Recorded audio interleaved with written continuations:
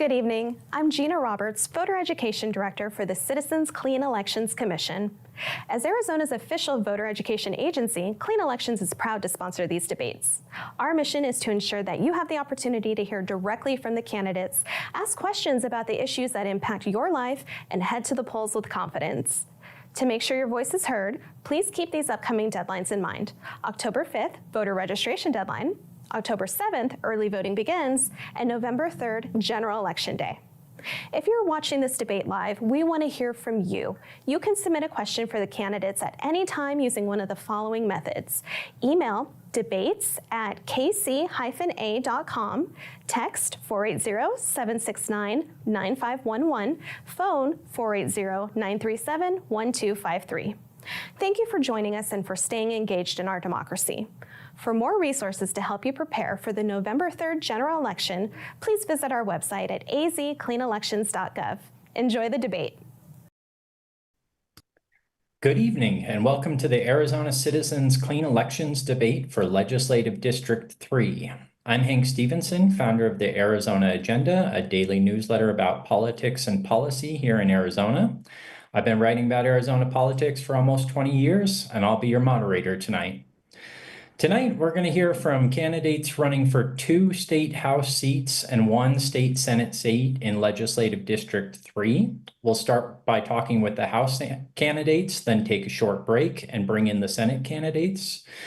Legislative District 3 is a mix of rural and suburban northeast Maricopa County, much of North Scottsdale and part of North Phoenix, stretching up through Fountain Hills, Anthem, New River, Cave Creek, and Carefree. This year, both of the district's elected representatives are leaving. Alexander Cullinan is running for Secretary of State, while Joseph Chaplick ran for Congress. So no matter what happens in November, LD3 is getting new representation at the Capitol next year, and the people on your screen are competing for the honor to be that representative.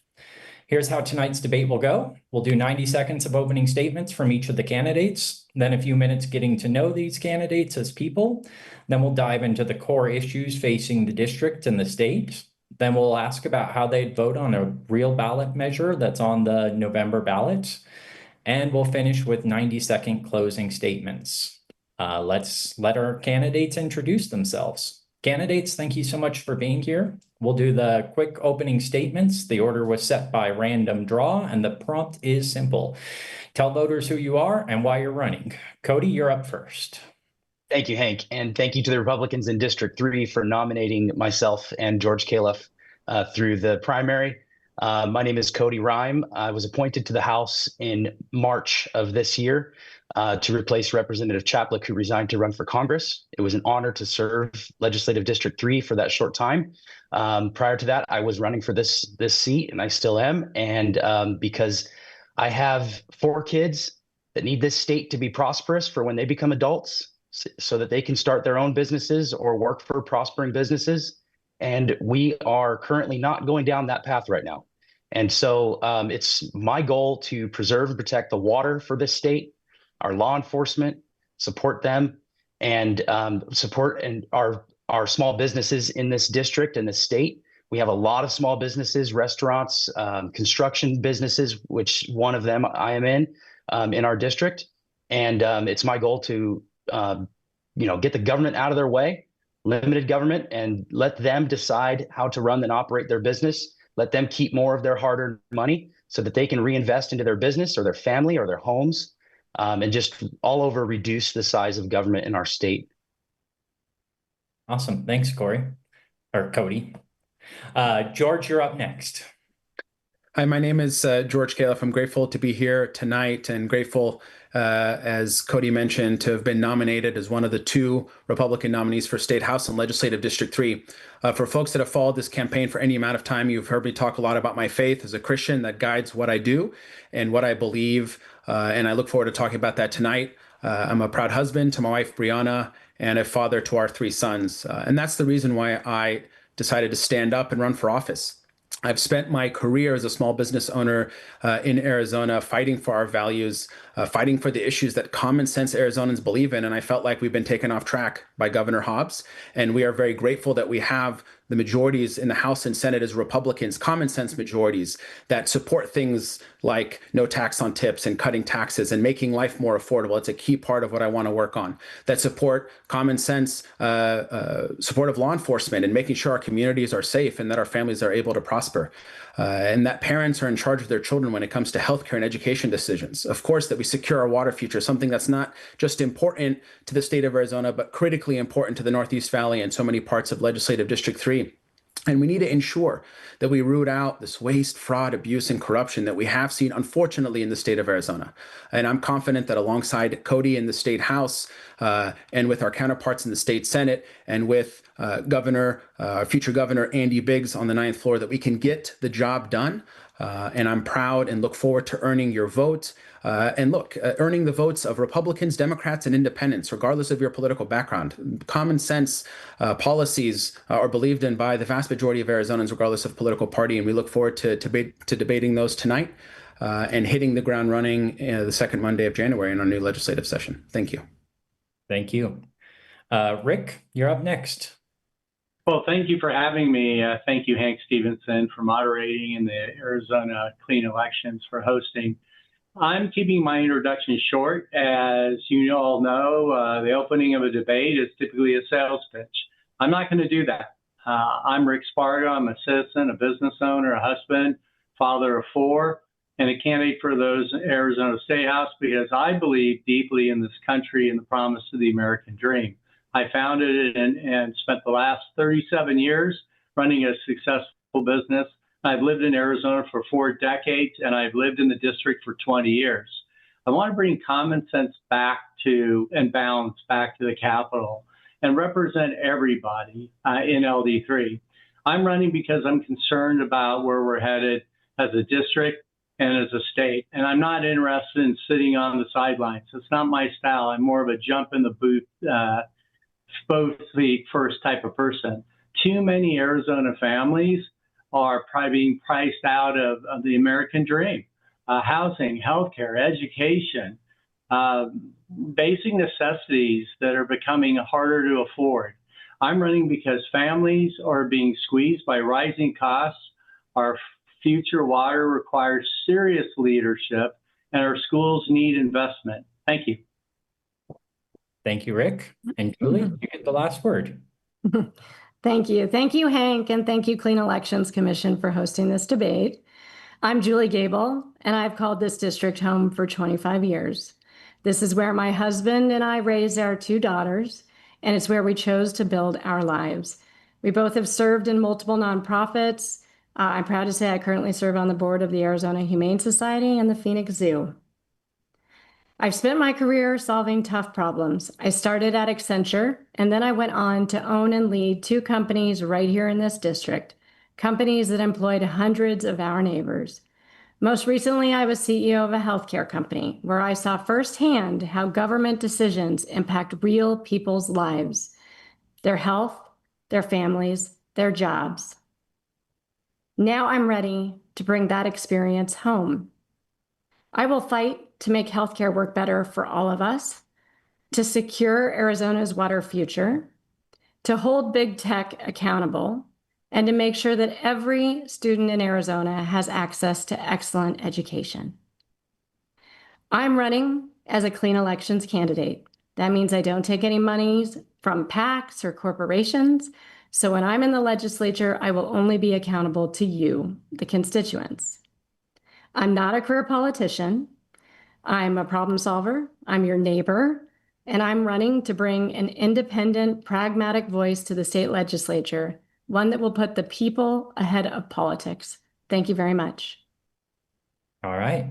Thank you all so much for being here. And let's get into some questions. But first, a quick reminder, you viewers can submit a question at any time. To do that, email debates@kc-a.com.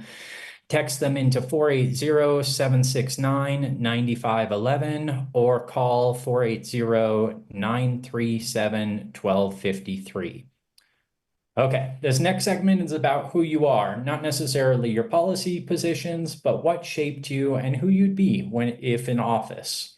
Take 60 to 90 seconds each, and please no rebuttals for this round. So George, you're up first for the about you question. Take us back to the specific moment you decided to run. Where were you? What was happening around you? And what pushed you over the edge? So I'll start with the specific moment. I love this question. My wife and I were actually on a walk. At that point, we had our new baby who was 2 weeks old. And we made the decision at that moment. We had been praying about it and contemplating it for months in advance of that. We had seen what's been happening. We obviously understood that there were going to be openings in Legislative District 3. And my wife and I, both of our backgrounds in different ways, has been in education, has been in public policy. While I've never ran for office, the values and the principles that I fought for my entire career have always tugged at my heartstrings. That's why I always felt called to this line of work, and I didn't choose to do other things from an employment perspective.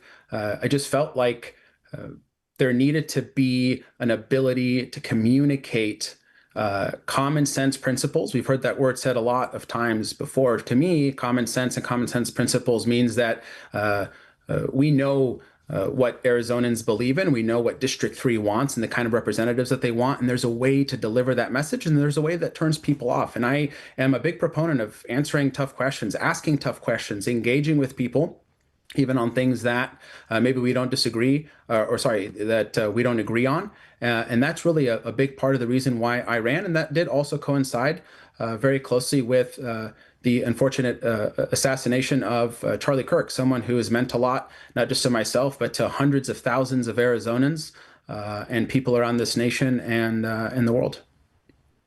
Okay. Julie, same question to you. Where were you? What were you doing? What put you over the edge? Yeah, I'm going to go a little bit further back to give it some context, but I became CEO of a healthcare company that was providing addiction recovery services primarily to the Medicaid population. That's what I was doing last year. And we were struggling financially, as most behavioral healthcare organizations in Arizona are. More and more close every day. But when the government decided to roll out cuts to Medicaid, our entire business was focused on the Medicaid population, and we made the very difficult decision to close the organization down. So I spent fourth quarter of last year letting over 250 employees know that they would lose their job, and letting patients know that we could no longer provide this life-saving care. Now, I was really disappointed by that decision, primarily because when you underinvest in behavioral healthcare, we still end up paying for it in other far more costly and less effective ways. People don't just stop being sick because we stop giving them health insurance. So I was a little bit frustrated from that experience, and I decided I didn't want to sit on the sidelines anymore. The healthcare is really complicated. We need to make sure we have people representing our government who understand all sides of it. Okay. Same question to you, Cody. Yeah, so mine is a little bit of a long process, but it kind of began. I didn't make the decision in 2022, but the decision came a lot later. My community in Rio Verde Foothills was faced with a water crisis in 2022. And in 2023, our community was cut off from our sole water supply. During that time, I jumped into the fight with many neighbors. We worked with the Corporation Commission, with the county, and eventually with the state legislature. We got some bills passed. We've got a long-term solution. The legislature gave us a short-term solution to correct our issue. And now we have successfully secured long-term water supply for the Rio Verde Foothills area. During that time, I became a precinct committeeman, was elected to a precinct committeeman in the Republican Party for Legislative District 3. And then the precinct committeeman elected me to state committeeman in 2024, serving at the state convention for the AZGOP on behalf of the Republican Party of District 3. In June, maybe May or June of 2025 is when I made the decision to run after consulting with my family. We spent many days heavily in prayer, seeking God's wisdom and direction, because many people were coming to us, asking us to run. Friends, people I trusted in the political area in Legislative District 3 and outside of the district. asking, when I was going to make the announcement to run. And this was before, Representative Colladin and Representative Chaplik had made any announcements. And it was not my intent to run, against them in a primary at all. They're a great representation for District 3. And so we were just in prayer. And then Representative Colladin made his announcement that he was running for Secretary of State. And so it was a few weeks after that I announced that I was running for this office. Okay. Rick. Okay, so my story is I've always been involved with outreach programs and different organizations, scholarships for schools. I've done some work for homeless veterans, and I got involved with the Arizona America 250th Committee through an organization because my family traces its roots back to the Mayflower. I actually had 5 ancestors who fought in the American Revolution. And while I was doing that, it suddenly dawned on me that outside of putting on events, I needed to get more involved. Now, that history means something to me, but patriotism isn't about your ancestry. It's about what you're going to do today. So it means protecting our republic, respecting our Constitution, serving our community, and making sure the next generation inherits a country that was worthy of the sacrifices that were made. Okay. Thank you. Next question. Name a current legislator serving at the Capitol who is not a member of your own party, who you'd vote for if you lived in their district, and tell us a little bit about why. And Julie, who comes to mind?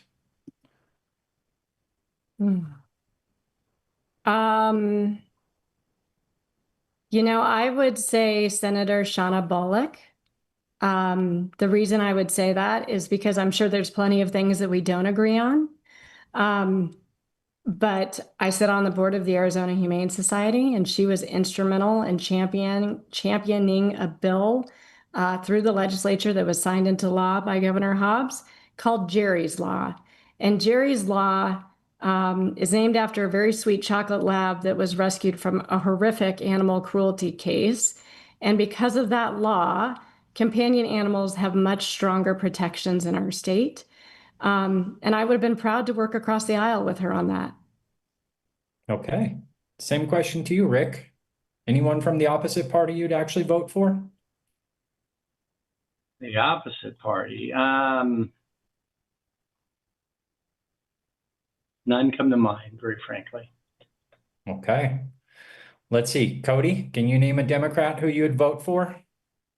Well, Hank, I did serve some time in the legislature last session, and I worked well with some of the Democrats in there. There are some fine Democrats in the legislature.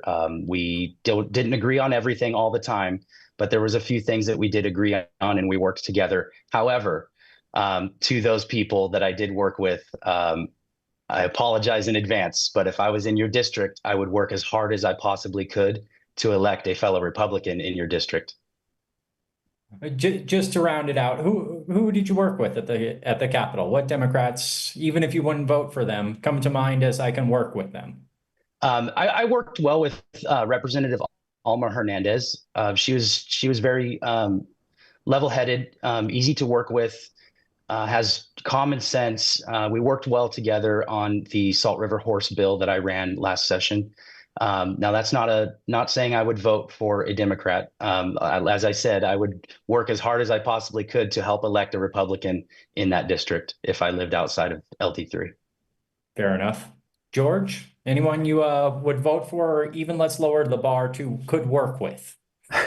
I do like this question. I know that there's going to be issues that we agree on. Obviously, Julia mentioned the Humane Society and things around animal rights, and there's a handful of other issues. But candidly, the fundamental issues, there's not an alignment. The gulf between the two parties has never been wider, so there is no member currently of the state house or state senate or candidate running for statewide office who's a Democrat who I would be able to support. And similar to Cody's response, I would work vehemently, as I have my entire career, to ensure that someone that's aligned with my principles and the principles that I think the average Arizonan has gets elected.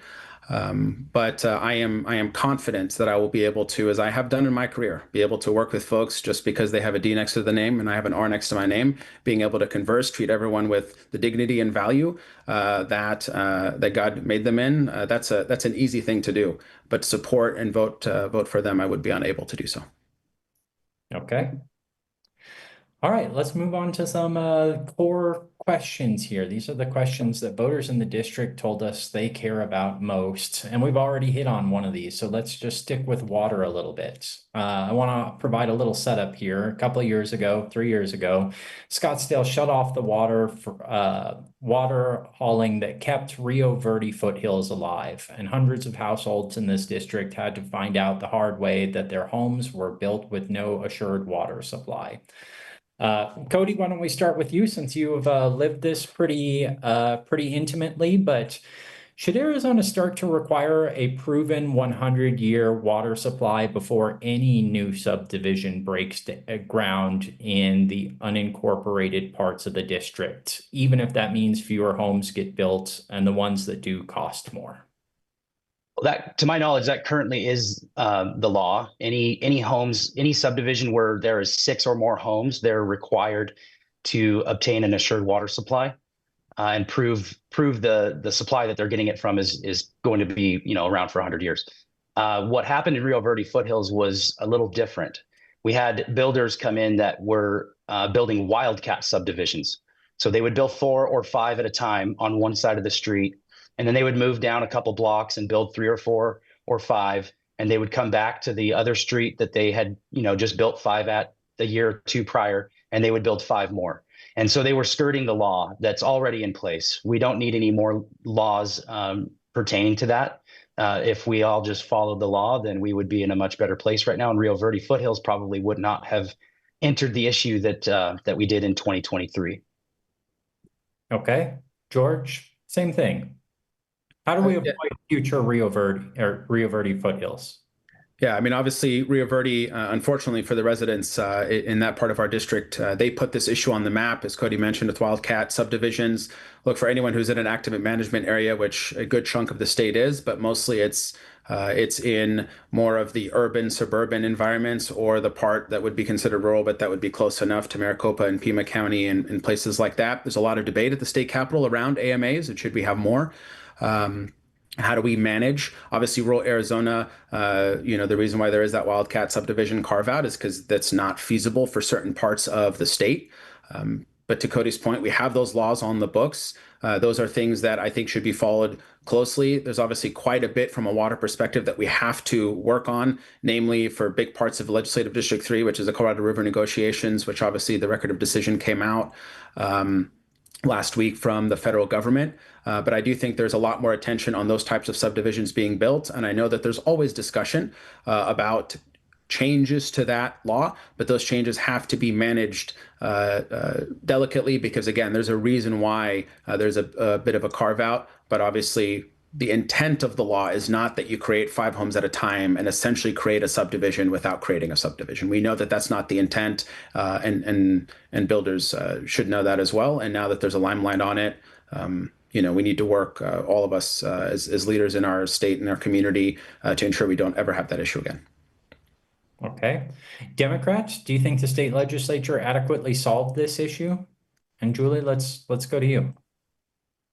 Yeah, obviously there's a loophole that they're working around. We could put legislation in place to close that loophole. And in fact, I believe Cody has called for that in the past. But, I also will have to say I agree with George on this. We have much bigger issues with our water right now, especially with the Colorado River allotment being decreased and the work that we need to do across the state to make sure that we have alternative sources of water for our future. So. Okay. And Rick? I think in theory it's been addressed. But as somebody said, it's a loophole around that. We can't have a strong economy without water, and our district needs a secure, sustainable water supply. And Arizona needs leaders who are willing to plan for the next generation, not just the next election. So water isn't partisan. It's fundamental to all our homes and businesses, communities and economic future. I think I have a short-term water plan, but I really think that we need to put together some real experts in this area, like SRP did in 1904 with individuals like Russo and Carl Hayden, and come up with the next 100-year plan so we can sustain growth and have a healthy economy. Okay. Moving on to the next question, which is tangentially related. I want to talk a little bit about data centers. This is one of the most contentious land use fights in Arizona and the nation right now. And a large data center can use millions of gallons of water a day. So my question to you all is, first of all, where do you stand on data centers locating in Arizona broadly? And then two, more specifically, would you vote to require that new data centers bring their own water and their own power before they open? And George, why don't we kick this one to you first? This is something that I get asked about significantly, especially when we're in the northwest part of the district. Look, in general, data centers, we have to have them. We want to have them in the United States of America. And in parts of Arizona, it's a national security interest. But I think District 3, a district that has immense water concerns, a district that does not have the same water considerations as maybe other parts of the valley, where people do see wells drying up, and there is immense trepidation with it. I think we have to be wise about where data centers go. I think we need to be wise, and I fully supported the moratorium on the tax incentives for data centers that was just passed by the Republicans in the state House and Senate. And I am supportive, and I think there's been a lot of discussion that if a data center is going to come in, one, the newer ones are closed loop, meaning you feed them water once, then they don't have to take new water. And from an energy production perspective, I actually think there's a lot of will and a lot of momentum to ensure that if a data center wants to build itself in the community where it wants to be placed, wants that data center, that they are able to bring their energy and their water. We don't have enough energy production in the state of Arizona. Everyone knows that. We don't even have enough energy production in the United States of America right now compared to some of our international our counterparts like China. And so it's definitely a more nuanced answer. There is a lot of work that has to be done here, but under no circumstances should we be placing data centers on every corner. And I think the data center industry and the providers, and I've heard from some of them, they have a lot of work to do to not just solve these problems that we have, but also solve the concern that people have. Look, you have to reach out. You have to have meetings in the community, and you need to hear from folks. And if they're frustrated, you need to be able to address why they are frustrated and why they are anxious and why they are pushing back. Okay. Same question, Julie. Yeah, so yes, I do support also the 3-year moratorium that was placed on tax credits for new data centers. I think that was the right call. Data centers are basically a dial. You can dial it one way to use a lot of energy and cool through energy, and you can roll the dial the other way and do a lot of cooling with water. I do think data centers are improving and becoming more efficient. And I do believe that we should make good deals for Arizona, right? So we need to evaluate the deals through the water and the energy lens. I think we can demand that they bring their own water source and that they pay for the energy, not only bring the energy that they need, but also pay for any enhancements to the infrastructure, the energy infrastructure in the grid. We need to make sure that they're paying their fair share. They're not paying wholesale rates while the residents nearby are paying retail rates. So I think we need to strike a better deal with them. We need to make sure that they pay their fair share. And then I think we can even go a step further and ask them to be true partners in the communities in which they're invited to build. Maybe investing in our parks, investing in our schools. They should become partners in the communities where they build. Okay. Rick, what do you think about data centers, and what kind of requirements for them to build, if any, should we put on them? So I'm probably going to be the radical of the group here, apparently, but I think we should put a moratorium on data centers. And right now there are 98 data centers operating in the state of Arizona. The average data center uses 3 million gallons of water a day. I've heard the closed loop theory. I'm not sure I really buy into that. On average, they do provide short-term construction jobs, but once they're finished, on average, you get 35 employees out of it. And if, if I was a tech billionaire, I get it. Arizona's cheap land. There's no seismic activity. There's no tsunamis. There's no hurricanes. There's no tornadoes. It makes sense. But when you're dealing with an area that we're all living in that has such a limited resource of water, and with that comes the power to pump that water. I love AI and I love tech. There's a lot of other places they could go with a lot more water than Arizona. So I think we should immediately put a moratorium on further construction or further approval of data centers. There's also the noise factor, and when I go out and canvass, I found that most citizens are against data centers. They don't want it here for all the above reasons that I mentioned. Okay. And Cody, your thoughts on data centers, Arizona's role, what we should be doing to ensure that they're good partners in the community? Yeah, well, I'm happy to have voted for that tax credit moratorium on the data centers when I was in the House last session.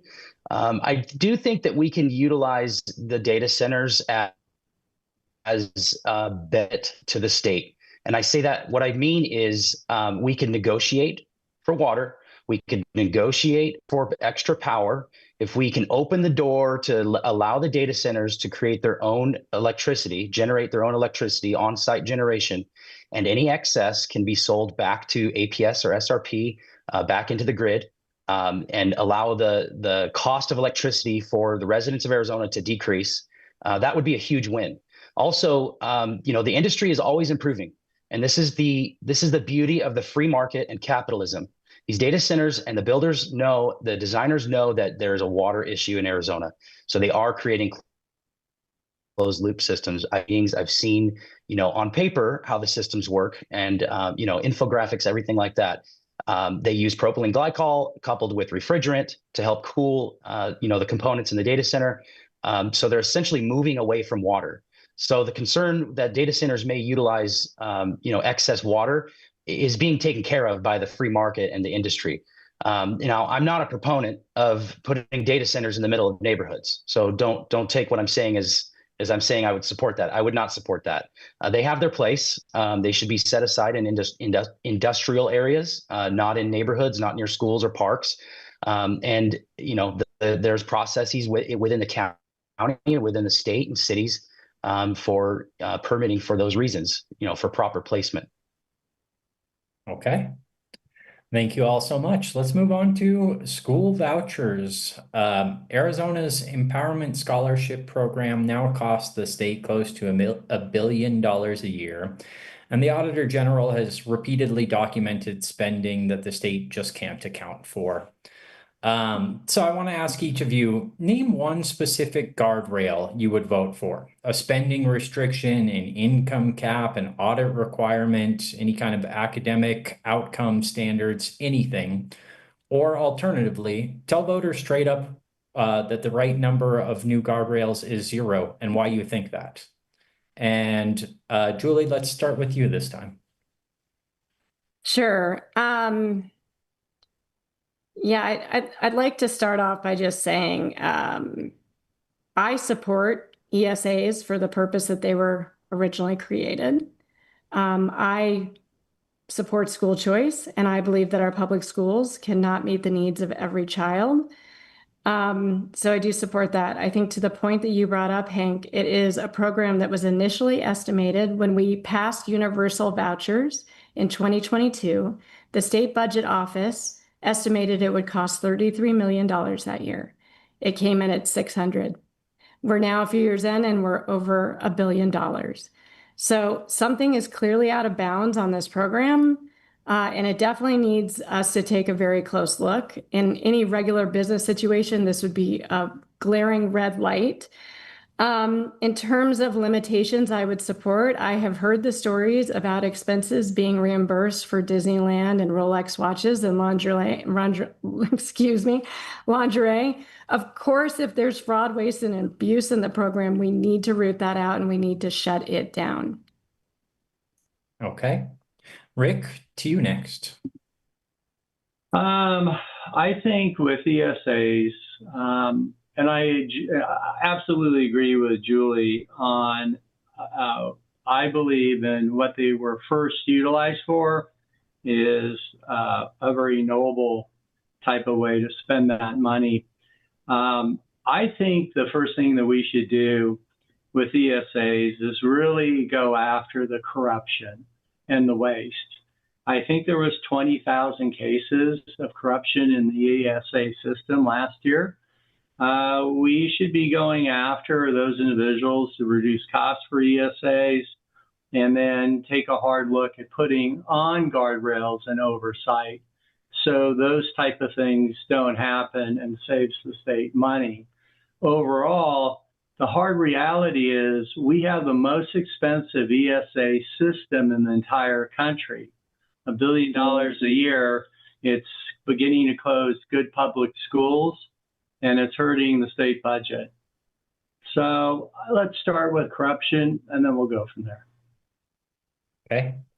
Cody, same question. New guardrails, if any, that you would support, or else why no new guardrails? Yeah, so I stand 100% with the School Choice Coalition and the ESA families across Arizona. We have over 100,000 families utilizing ESAs, and they're happy with the education choices that they've made personally within their families for their children. This program allows families to make that choice. We had public schools that were failing prior to the ESA program, and this gave families an out, a way to get out and go to the proper education for their child that they saw fit. The ESA program has less than 1% of waste. There was some charges that had tried to go through the program that they caught. So they are auditing the program. They caught these charges, said that these don't apply to ESA. You can't get reimbursed for these payments. So that's on you. So that's a fact. That's what happened. Let's talk. We could talk about the waste and the fraud in the public school system. The average per pupil cost to the state for public education is around $15,000 per. So ESAs, you get about $7,000 per student. So still half of that remains within the public education system, within the state general fund for that. So it's not taking every dime from, that would have been spent on that child in the public education and allowing it to go with the families to the education system of their choice. It's taken about 50% of it. And that's their tax money. That's their hard-earned money that they have sent to the state. They get it back to be able to take their child to the proper education that they deserve.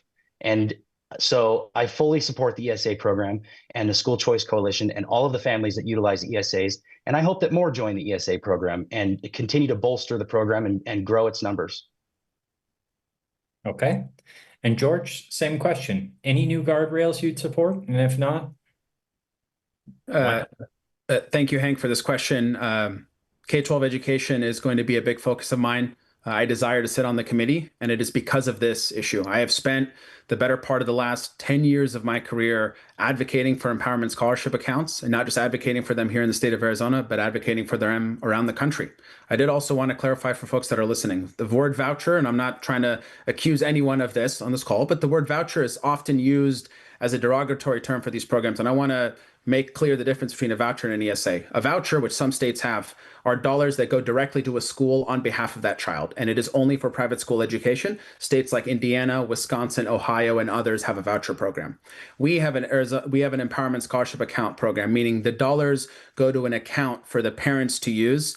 As Cody mentioned, on average, it's about $7,300 for those kiddos with unique needs like autism, especially sort of high cases of that. They get upwards of $40,000, which obviously it costs more to educate those children. Yes, this program spends $1 billion of funding, but I know as a state we want to invest in our children and we want to invest in the future of our state. The ESA program has a lot of guardrails. The reason why we know that lingerie was attempted, that Rolexes were attempted, and other things is because those that were flagged, those parents' accounts were shut off. Those parents were asked to give back the money. And there were some instances where a parent made a mistake. You didn't make a mistake on lingerie and other stuff, but they made a mistake because technically a lunch pail, a lunchbox is not an allowable expense. There were some parents that attempted to use the ESA for lunchboxes. I don't know that someone would say that's a $30 mistake. It's unallowable though, and so the parent was asked to give it back, and then they could continue using the program. We have less than 2% of unallowable spending and 0.3% of egregious spending. There was something, and I did want to comment on this, that Rick mentioned about the 20,000 cases. Unfortunately, that reporting has been debunked multiple times. That's not what's actually happening. There was a fundamental misunderstanding of the data being made public by the Department of Education and others. We could have an entire debate about our state's Empowerment Scholarship Account program, but at the end of the day, I want to bring it back to this point. Our children deserve the best. Our children are not served in all one-size-fits-all environments. That's why Arizona is proud to have led the charge on open enrollment, proud to have led the charge on charter schools, leading the charge on empowerment scholarship accounts, on tax credits. And we're going to lead the charge on future things. And I'm going to be proud to stand up alongside Cody and my counterparts in the House and Senate and ensure that we pass those common sense bills. I believe parents should be responsible for their children's education. And one final point, we have public schools that are closing in Arizona, and that is unfortunate. And that's because enrollment's declining, because the population has declined, because there are less people going into kindergarten. There's been not a single study that has linked that to the Empowerment Scholarship Account, whether it's here in Arizona or other places. And so it's a talking point that's used, of course, but that's not actually what's happening on the ground. And I stand by those. Actually, now we're at 104,047 students that use our state's Empowerment Scholarship Account program. Anyone want to rebut in here? I'll rebut it. I mean, you say potato, I say potato. At the end of the day, the public school system, which, George, for generations in this country has educated students, and especially students that were disadvantaged and are in areas within our district that might not have that ability to take advantage of those funds. And so strengthening public education and paying teachers what they're worth and putting more money into the public school system is, I think, a worthy cause. I think, unfortunately, you still have to come back to ESAs. You know, I remember when Republicans were all about, saving money, not spending it. This is a drain on the budget. I don't know how we can sustain it. Hank, can I? Yeah. Look, it's unfortunate that Rick thinks that those 104,000 students are a drain on the budget. I don't believe that that's true. Look, I went to a public school. I graduated from Mesa Public School District. There are some school districts that have been doing it right and they're growing, and other school districts are doing it wrong and they're not growing. And there's a reason for that. That does not mean that we shut down the options that parents have and then force kids back into these systems that were not serving them. Because if they were being served, by all means, they should continue to go to those schools. And where they're not being served, then they should be able to choose the other option. To me, it's way more fundamental than potato and potato. Again, with all due respect, I think there's a very clear difference. Look, Republicans, we've been leading the charge on increasing teacher pay, whether that started with the 20 by 2020 and everything else, and investing in public education. But look, investing in public education does not mean investing in out-of-state special interests. It does not mean investing in teachers' unions.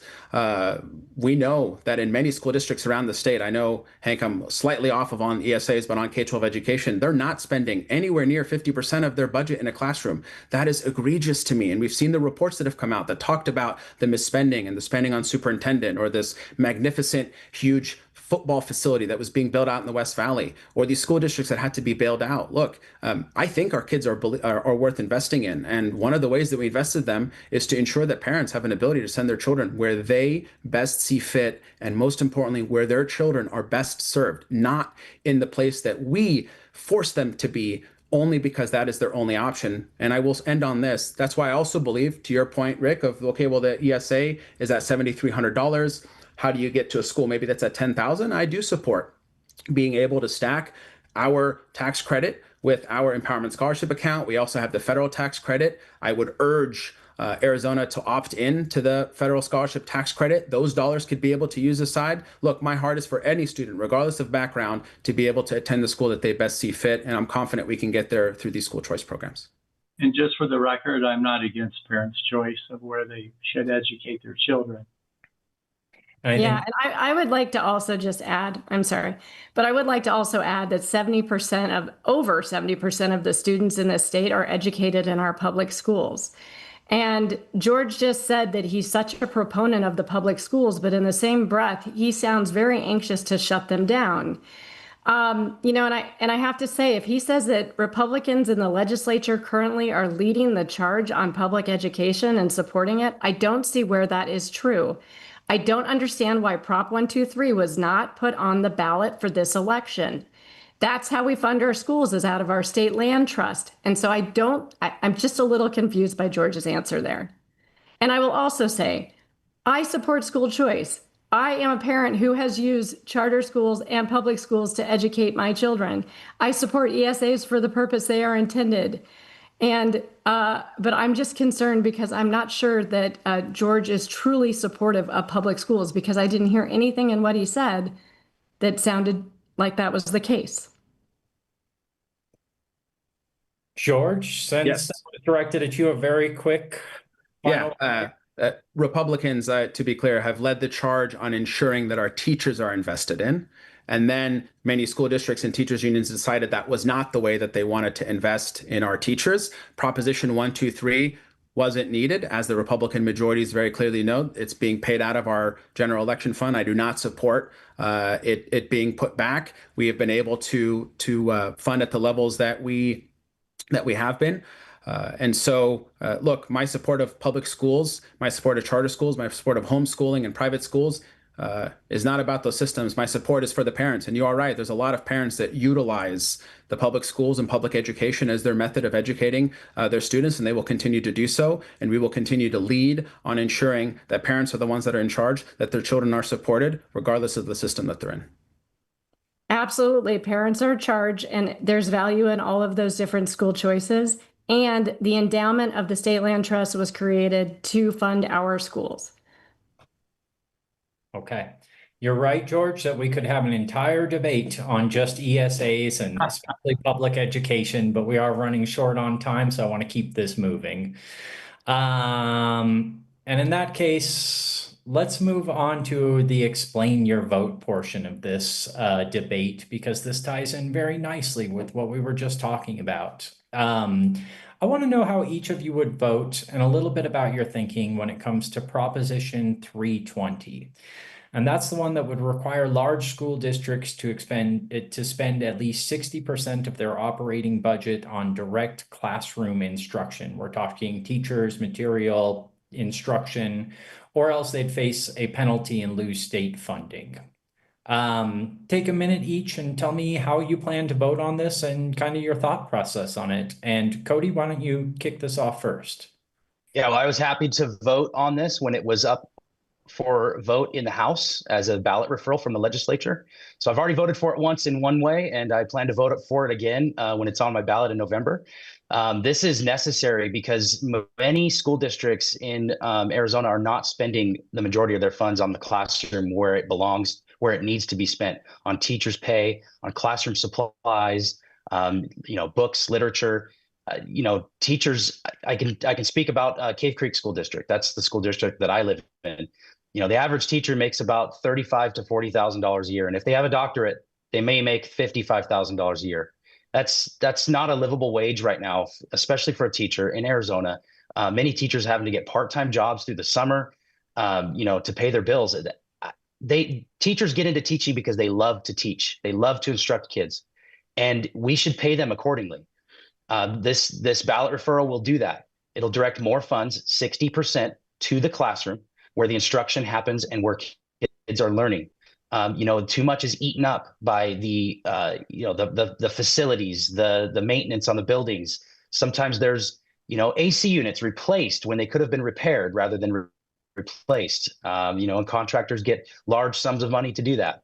So this would cause the districts to have to spend the first 60% of the state funding in the classroom where the education is taking place. Okay. Rick, I vote yes. Thank you. Rick, what do you think? Do you agree with Well, I can't disagree with Cody on one thing that he said, which is, the average teachers in Arizona are paid $47,000 and the national average is $77,000. However, with that said, of course, I want as much funding for education as possible, reaching the classrooms. However, with that said, but making arbitrary mandates can sound better than they actually work, because what about, and I think Cody mentioned this, transportation. We want safe school buses. We've all seen on the news what happens when a school bus crashes. We need counselors. We need school safety. We need special education services. And we need to keep keeping schools operating too. So I want accountability without tying educators' hands. Okay. Hey, can I? Quickly. So apparently some school districts need $85 million domed football fields too. So, I think that was Tolleson or Avondale, somewhere over there, that a school district was planning to build an $85 million domed football field. That is not money to the classrooms. That is not educating students.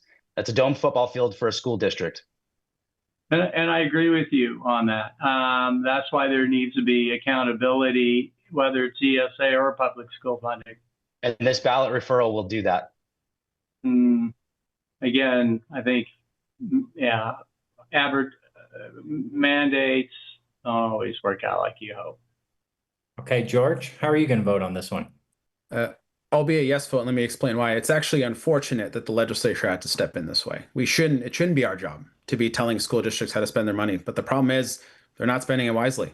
The vast majority of school districts, and there are some that are set aside, do not spend 60% of funding on instructional. We're saying the classroom for short, on instructional items. There are some school districts that are close to 40%. That should shock and horrify and anger voters across the state of Arizona. And so the legislature had to step in, had to refer this as a measure of accountability on a system that is not accountable. Again, we just spent about 20 minutes talking about the Empowerment Scholarship Account, a system that has significant accountability, which is why we can talk about it for 20 minutes and debate about this spending or that spending and should trips to here be allowed or not. But folks, we had to step in. We had to refer this. This, of course, applies to larger school districts that have the ability to be able to maneuver their money, and yet they have chosen not only to not give it to teachers, but to remove it from instructional aid. And the thing that also frustrates me more is, setting aside some of these examples of dome football fields and others, they're spending on administration, which to me doesn't make sense. And we have quite a bit of leaders at the school board level, two of which, Amy Carney and Karen Warner and SUSD, who have been fighting against the school closures, frankly, against their opponents who ran on not closing schools. But we have things like this hanging over us where money's not making it to the classroom. So I would be a yes vote for that reason, but this is not an issue that we should be having, because school districts should be spending their money on instruction, not on administration and bloat. Okay. And Julie, how do you plan to vote and why? Yeah, I plan to vote no. I will start off by saying I do support paying our teachers more, 100%. I also am a very big fan of accountability, but this is exactly what Rick said, an arbitrary number. And it's not fair, and it's actually disingenuous to use that, right? So let me just give an example. Our teachers, we have a 14% turnover rate annually for our teachers, primarily because we are not funding our schools properly and we are not paying our teachers enough to stay in the job. So I'll tell you what happens when you have a 14% turnover. You spend a lot of time and money recruiting and training people. Guess what doesn't show up in your classroom expense bucket? Training and recruiting people. So if we really are serious about helping our schools and funding our schools and paying our teachers, then we don't put an arbitrary 60% number out there and then take away funds to punish them if they don't meet them. We do the right thing and we fund the schools properly through the State Land Trust. We pay them the right way, and we don't play games with arbitrary numbers. Okay. I want to squeeze in one rapid fire question here because we've got two questions from the audience and they're on the exact same topic. So voters want to know what you think when it comes to the 2020 election and beyond. So here's one version of the question. Are Arizona elections free and fair? And was Katie Hobbs the rightful winner of the last gubernatorial election? Let's start with you, George. Definitely, this question would have been worthy of the non-rapid fire. I think the framing is unfortunately politicized. I think there's a lot of work that's been done by Republicans in the House and Senate to get our elections in a position where voter trust is back. We're not where we need to be, but I'm confident things like Proposition 144 will get us closer to that. Okay, I'm going to have to ask again. Was the 2020 election fair and square? My answer is what it was. I'm about actually talking about results. I'm not going to answer a politicized question that was left to a 15-second rapid fire section. Okay. Cody? Yeah. So, we've had a lot of unlawful, voters on the voter rolls that are not lawfully present on the voter rolls. They've been removed. I'm looking forward to the next election. I'm not looking back. It is a fundamental role of the government to ensure that our elections are secure. And, there has been members in the legislature that have been doing that. Proposition 144 is a product of Representative Alexander Colladin. And I look forward to voting yes on that. And I guess 15 seconds is probably up, but that's my answer. I didn't get a yes or no, though. We're looking for a yes or no on this. That's my answer. I'm looking forward at the next elections and how we can make them more secure. Okay. Julie, can you give me a yes or no? Yes. And Rick? And yes. Yes, the 2020 election was free and fair. Hobbs won. Again, there was 22 documented cases of potential fraud out of 3.4 million votes. So I think that I don't ask me, Hank, to do the math in my head, but I think that's a pretty good percentage that proves that point. Okay, great. Well, that's all the time we've got here. Let's move on to our closing statements. And why don't each of you take about 90 seconds to make your closing case to voters? And Cody, take this away. Yeah, to the people of LD3, again, thank you to the Republicans for nominating me to be your next state representative. We have some serious issues coming our way this next year and part of this year with water, with power, with our schools and education choices of parents. We need to secure all of those. We need to secure the safety on our streets, make sure that when you go out to dinner at night with your family, you can rest assured that you are in a safe place and that you're not going to get mugged and that the crime is going down. Arizona has experienced a rise in crime while the rest of the nation, much of the rest of the nation is experiencing a decrease in crime. And so for all of these reasons, this is why I'm running to represent you. And I look forward to the election and I hope to have earned your vote. Thank you very much, Cody. George, you're up next. As I mentioned, my name is George Califf. I'm proud to be the Republican nominee, one of the two Republican nominees for State House. Look, we've had a great debate. We spent a lot of time talking about difficult issues. We went back and forth on something like empowerment scholarship accounts and the future of our state and our children. And that's what I think healthy debate should be at a time when trust in our institutions is at an all-time low. That includes the institution of government, that includes elective bodies in the federal and state level, that includes our elections. Those are things we should take seriously. Those are things that we should debate. Those are things that we should be able to discuss and be willing to discuss. And that's why I am running, to be able to earn your vote, to be able to lead this state by example. Common sense has been used quite a bit in tonight's debate. Common sense is where the vast majority of Arizonans are. Common sense is no tax on tips, no tax on overtimes, a more affordable Arizona, allowing us to buy gas, not just from California, but from Texas, all things that our current governor, Katie Hobbs, vetoed. That's supporting law enforcement. I'm proud to be supported by 6 law enforcement organizations in the state of Arizona. That means that we should be rooting out waste, fraud, and abuse in government, the hundreds of millions that we've been seeing in our state Medicare program, Medicaid program. That also means that we should be empowering parents to educate their children, to provide healthcare to them in the way that they best see fit, that we're protecting those that are the most innocent among us. That means making sure that Biological men don't play in women's sports, something that 65% of Arizonans support and believe in. Those are common sense principles. I look forward to leading in that way in the state house, and I look forward to earning your vote on November 3rd. Thank you very much, George. Rick, your final case for voters. Thank you. I'm asking you to vote for me because I'm a citizen of our district like you and not a career political operative like George, although I like him. Like you, I'm concerned about affordability, water, education, overdevelopment, and our quality of life in the district. My motto is common sense and moderation. If you're tired of performative politics and want to elect someone who will build bridges, find consensus based on people-centered politics, then you should vote for me. I want to be part of the solution to our issues that face our district and state. To be the moderate voice, voting for the greater good of all of our citizens. Let's bring back a bipartisan working government. I understand how special, as everyone else on here does, of how special our district is, and I want to solve our looming problems. I hope I've earned your vote tonight in November, whether you are a Democrat, an independent, or a Republican who's just grown uncomfortable with MAGA and Christian nationalism. If you want to learn more about me, go to my website, electsfargo.com. I will represent all of you because we are all Americans. Remember, you can vote for Rick Spargo.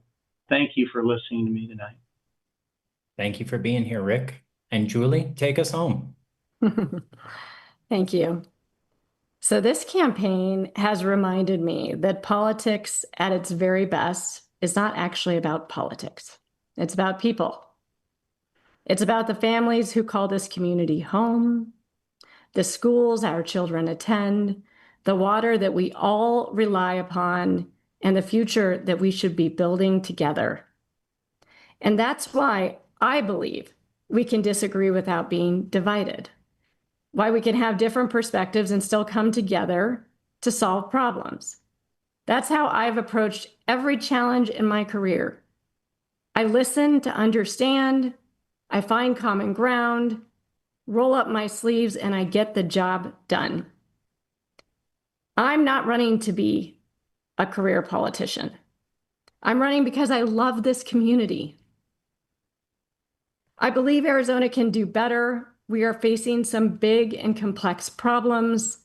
And from my years as a business leader and a CEO, I know what it takes to lead through complexity. I will bring an independent, pragmatic voice to the state legislature, one that puts people ahead of politics and results ahead of rhetoric. I'm Julie Gable. I'm a problem solver, I'm your neighbor, and I'm ready to get to work for you. I'd be honored to earn your vote. Okay, thank you, Julie. That concludes the House portion of tonight's Legislative District 3 debate. Thank you so much to all of our candidates for taking the time to be here tonight to speak directly to voters. And thank you to our voters for watching and informing yourselves ahead of the November 3rd election. For official voter information, please visit azcleanelections.gov, and we'll be right back with the Senate candidates for the second portion of this debate.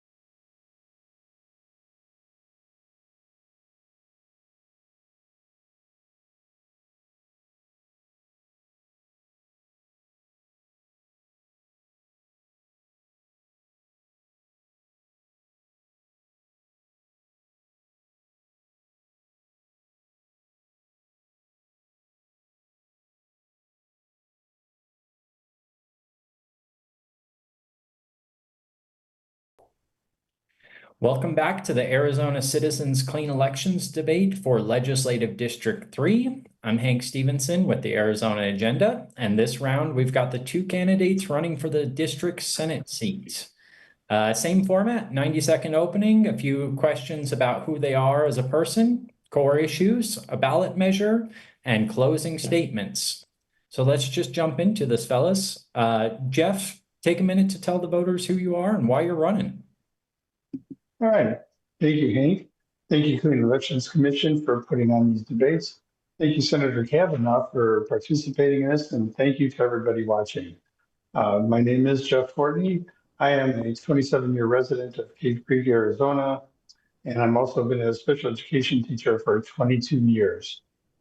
I've also had the honor of being elected twice to the awesome Cave Creek Unified School District as a governing board member. I have been involved in local politics for the last 10 years, starting as a district precinct committee person, and that was being out there talking to my neighbors.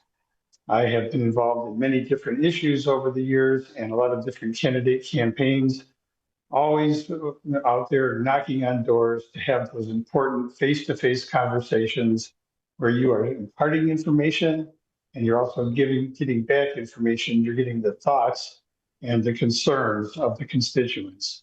That's been a big deal of what I've been doing for the last 10 years. It's what I'm continuing to do now as a candidate for the state Senate. And what I'm hearing at the doors now is that we're really tired of the divisiveness and the bickering and the near constant hateful rhetoric that comes out of us almost daily. So they want a senator that is going to show up, pipe down, and listen, and then act accordingly. And that's what I plan on doing. Thank you. Okay. And John, your opening statements. Thank you. Good evening. I'm John Kavanaugh, and I'm asking for your vote to continue serving you in the Arizona State Senate. Public service has been a major part of my life. I spent 20 years as a police officer and detective sergeant with the Port Authority Police of New York and New Jersey. I later taught criminal justice for 25 years at Arizona State University and Scottsdale Community College. And I continue teaching today. I earned my bachelor's degree from NYU, a master's in government and politics from St. John's University in Queens, and a PhD in criminal justice from Rutgers. And before joining the legislature, I served 3 years on the Lafayette, New Jersey Town Council, 6 years on the Fountain Hills Town Council, and 4 years on the Fountain Hills Parks and Recreation Commission. I've now served 19 years in the Arizona legislature, most of them in leadership positions, and I currently serve as the Senate Majority Leader. Vanderbilt University's Center for Effective Lawmaking ranked me the most effective member of the Arizona Senate last year. I'm running for re-election to keep Arizona safe, affordable, prosperous, and well-governed, and to protect our precious water supply for future generations. I have the experience, the leadership, the ability, and the proven record to get results, and I would be honored to have your vote. Thank you so much. Okay. Hank, could I just make a quick comment? Quick one. In his opening comments, Mr. Fortney talked about, not having, caustic language and divisiveness and the like. It's kind of hypocritical. I mean, I looked at his website and he does these Fortney's focuses.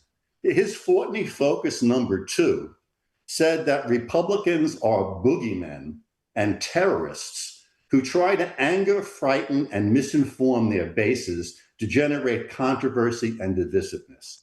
You can't come and say, I'm running to stop that type of toxic talk, and then simultaneously on your website, you're doing it. I don't think that's right. I think it's hypocritical. And I think the voters should know that. That's all. Okay, relevant, I'll allow Jeff? Just to be clear, I didn't call the Republican elected officials boogeymen. I called the issues that they are putting forth that are scaring all these people boogeymen. That's the boogeyman, not the actual elected officials. We need to stop those things. So just to be clear. Just go to, I never thought I'd see myself saying, go to my opponent's website, but you can listen to the video. He calls Republicans boogeymen and terrorizing people. So let the voters decide, as they will on election day. Okay, we're going to get into some questions here, but first we want to hear from you voters out there in Legislative District 3 and beyond. You can submit a question at any time. Do that via email to debates@kc-a.com. Text it into 480-769-9511 or call it in to 480-937-1253. Okay, before we get into some of those core issues that voters want to hear from, we want to hear a little bit about each of you. So this segment is about who you are as a person, what shaped you, and who you'd be if elected to office. Take 60 to 90 seconds to answer each, and please, no rebuttals. So first question comes from voter Eileen, who wants to know, what was the last book you read, and what did you learn from it? And John, why don't we start you off with this one? Well, I think can I do the last book I wrote, which is State Legislatures and Owners Manual, which I did for my own course. I actually, it's been a while. What's that? If that's the last book you've read, it's been a while. That's true. It's only recently out. I reread an old book that I read a long time ago. It was Milton Friedman book on economics, because he's a very seminal writer. And what'd you learn from it?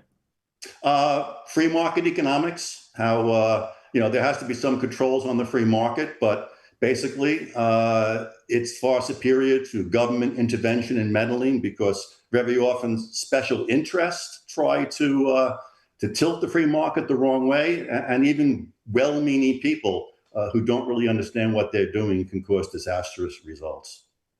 Okay. And Jeff, how about you? What you've been reading lately, and what did it teach you? Well, I'll tell you what, the reading that I've done lately has been with my 9-year-old grandson.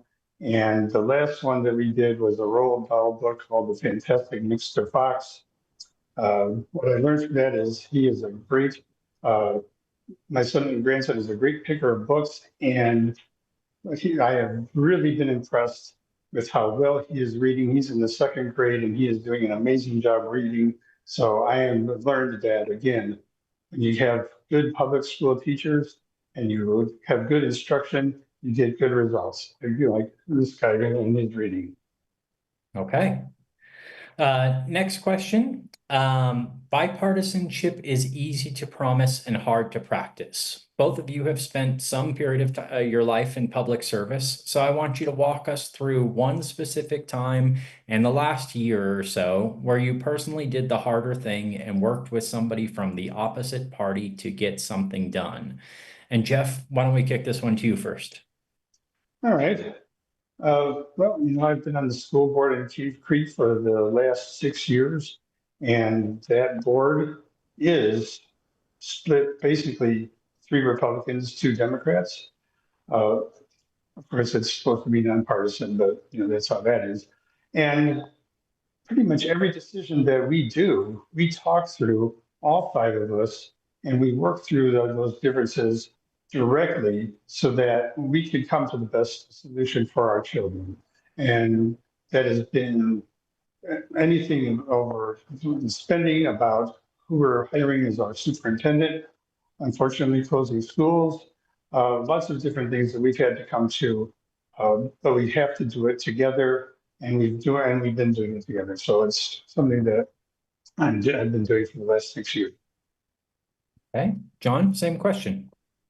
Yeah, one of the great misconceptions about the legislature is that we are involved in this massive partisan battle like World War II, each of us in our trenches lobbing bombs at each other.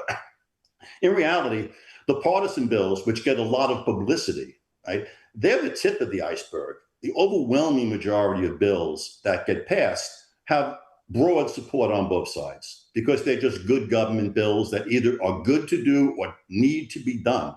But in my case, I think the most bipartisan partnerships that I have are probably with my animal welfare bills.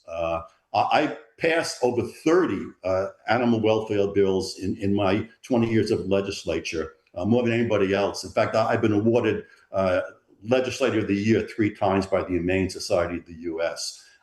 And those often get broad bipartisan support. And you need them because, there are parties that want to tank those bills often behind the scenes. But yeah, a lot of bills are bipartisan. It's not quite the way it's portrayed in the media. No offense to you, of course. That's fair. If it bleeds, it leads. Okay, let's hop into some core issues. And I want to talk first about this core issue that has kind of gone through this particular election, which is John Kavanaugh's tenure in the legislature. John, this came up in the primary election. I've seen that Jeff is hitting you over this in the general election as well.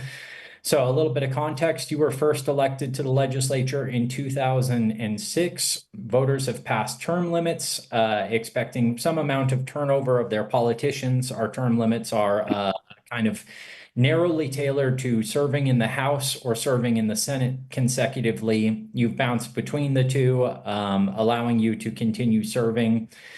So I want one more time for you to make the case to a voter in Fountain Hills who thinks 20 years is enough. What can you do in your 21st year that you haven't been able to accomplish at the legislature so far, John? Sure. Well, I'm actually just warming up, quite frankly. I don't believe in term limits in the state legislature.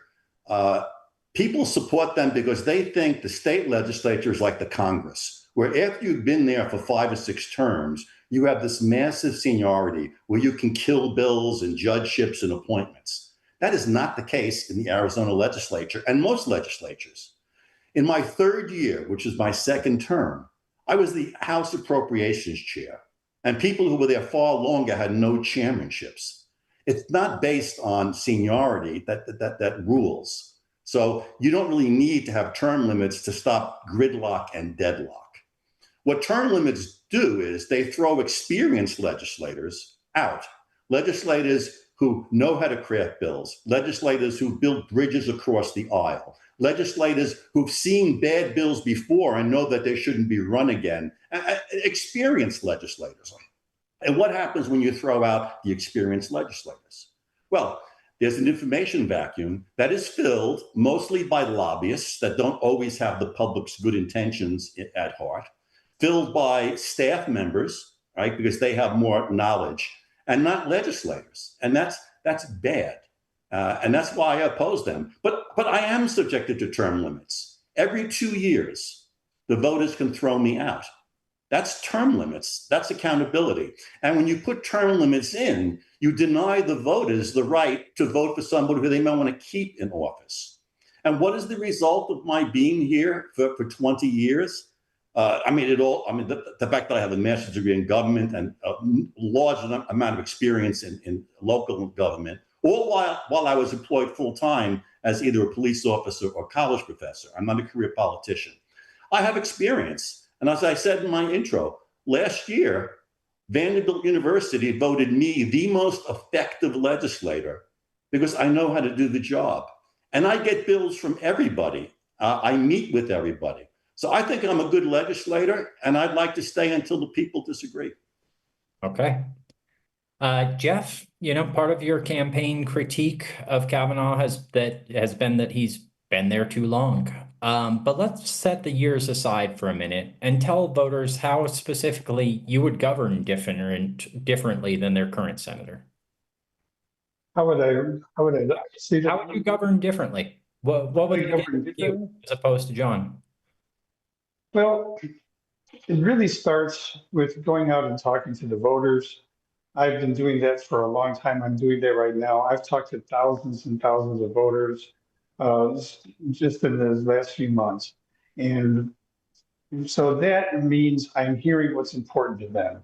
And when I hear that, and then I compare it to the bills that I see coming out of the legislature, there is such a huge disconnect. So I would definitely govern that way. But it's really easy to go back and get elected over and over and over again when you're often running unopposed.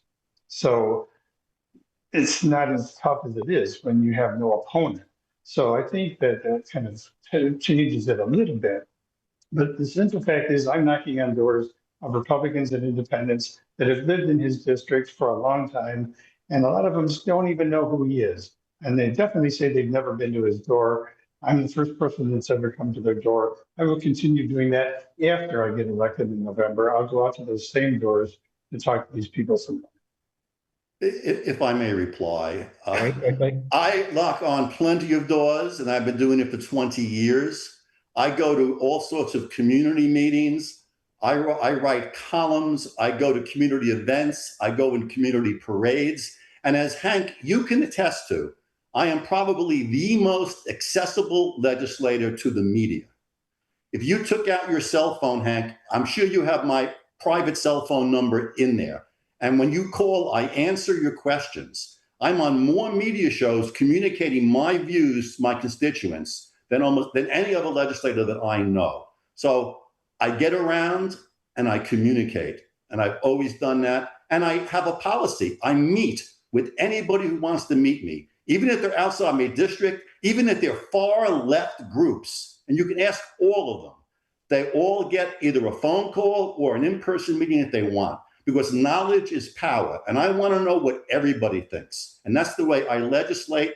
So I think Mr. Fortney's accusations towards me are just, he just didn't know, so I'm not going to hold it against him. Well, again, Senator Kavanaugh did say, you notice, I'm telling him my views to my constituents. He's not talking about their concerns. So again, when we were just pushing our agenda over and over again, year after year after year, and I'm going to Republican doors and they say, and who's my senator now? Like, well, that kind of says a lot. So maybe you're not getting to all those doors that you should, and we're not definitely listening because they don't want to, excuse me, they don't want the bills that you're passing. So Did you say you campaign in Republican doors? you bet. That's an excellent strategy. Keep doing that. I will. Okay. I love it. Okay, we're going to keep moving. Let's talk a little bit about school vouchers, Arizona's empowerment scholarship program. This is among the central disagreements in the race and among Arizona Republicans and Democrats. I've been watching the war of words between the two of you out in the Scottsdale papers. And John, at one point you wrote that your opponent predictably favors the district school system that employs him. Jeff, you're a special education teacher and you sit on the Cave Creek School Board. Mhm. So with that context, I want to ask you slightly different questions here. But John, Auditor General has found that all sorts of spending that the state cannot account for within the ESA system. So I want you to answer to voters, is there any guardrails that you would be willing to vote for to put on this system? And if not, just say that. Yeah, no, absolutely. And most of the expenditures that were found to be wrong were already prohibited. And many of them were discovered when they were eventually checked. One of the problems you have with the ESA program in terms of verifying the bills is that they come in torrentially at the start of the school year, and probably to a lesser degree, but also a lot towards the end when people want to spend out. And then you have this big period in the middle where not that much is going through. So if you hire enough employees to do a quick verification of all of them in the beginning, then you have this massive number of people sitting around doing nothing during the lull period.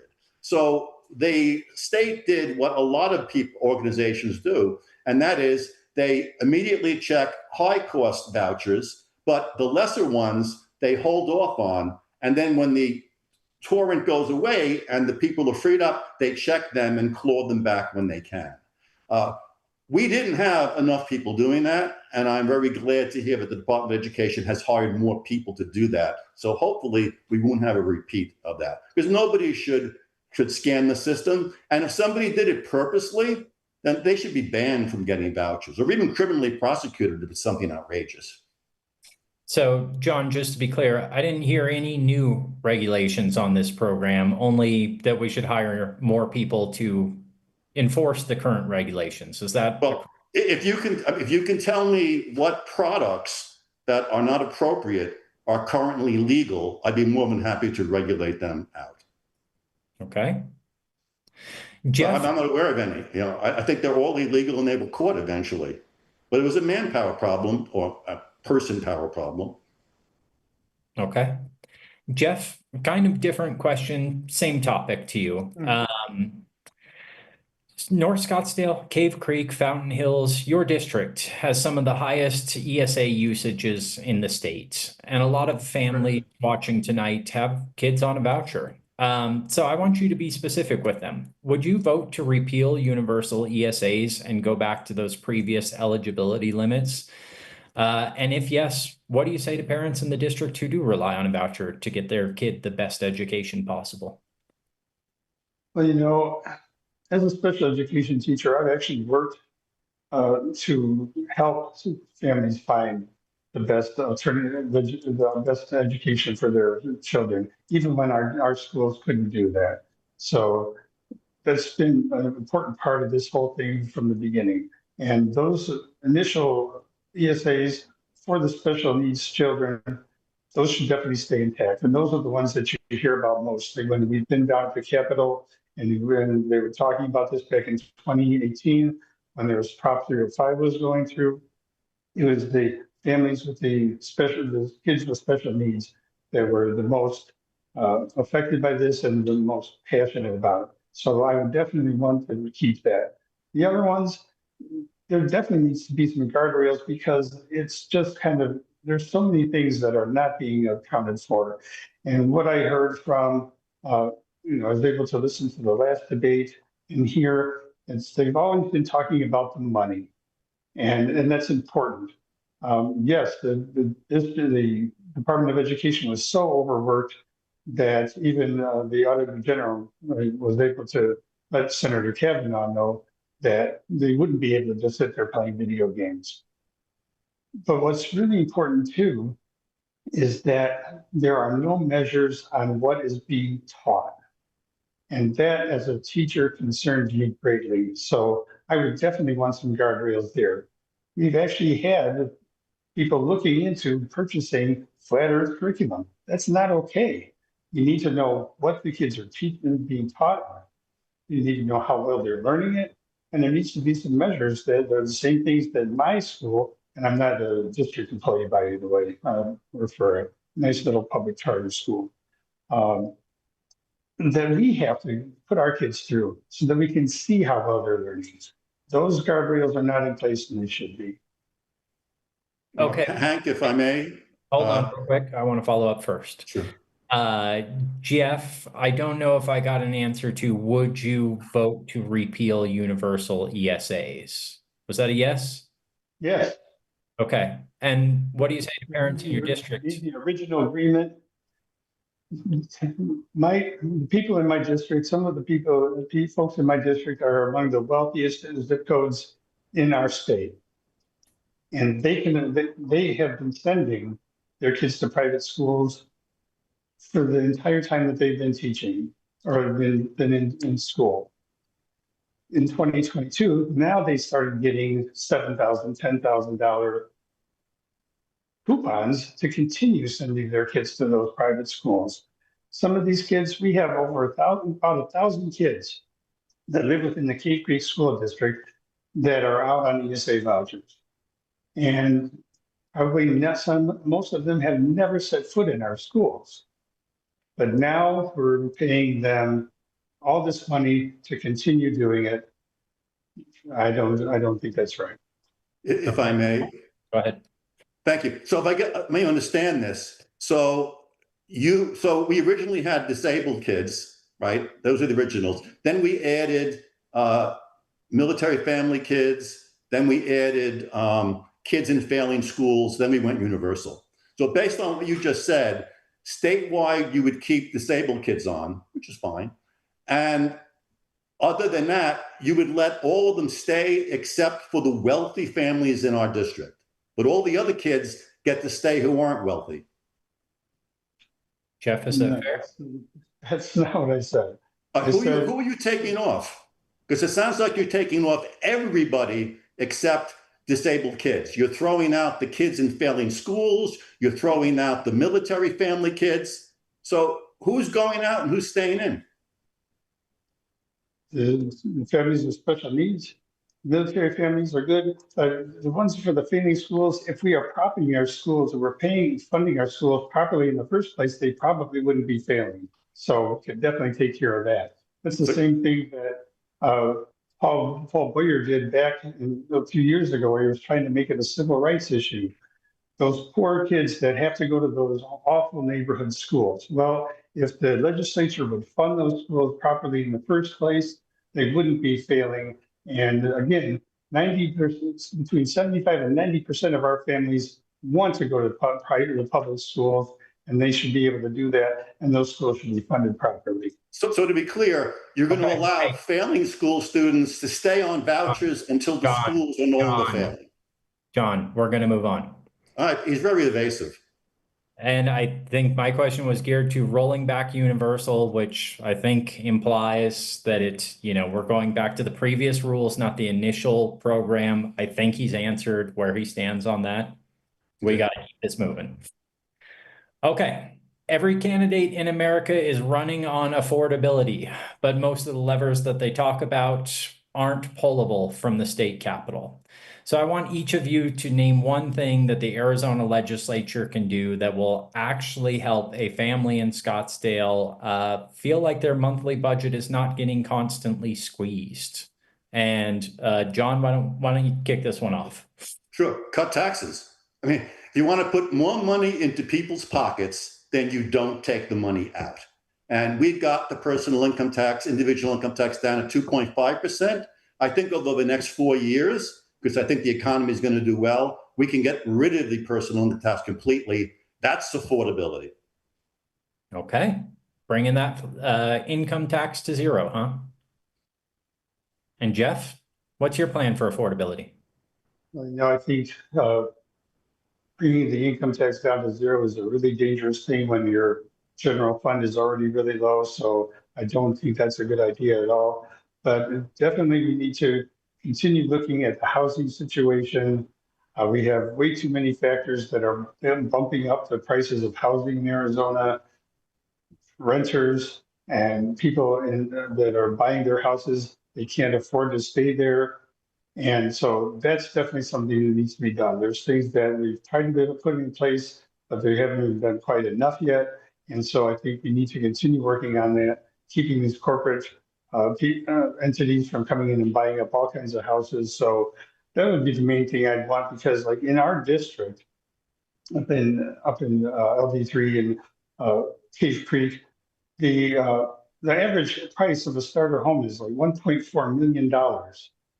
There's no way that we can have families coming in and starting their family there, which has been a contributor to schools and enrollments going down. So that would be definitely the first thing that I would try to do.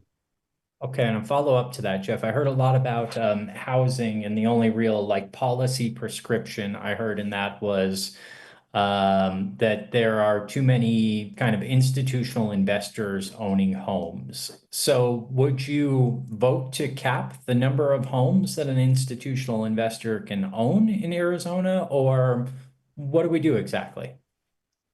I definitely think that we need to be able to address that on a local issue, but I definitely think that that's a real good idea to start keeping that where Arizona families can buy their houses and not have to deal with the corporate entities that are dealing with that now.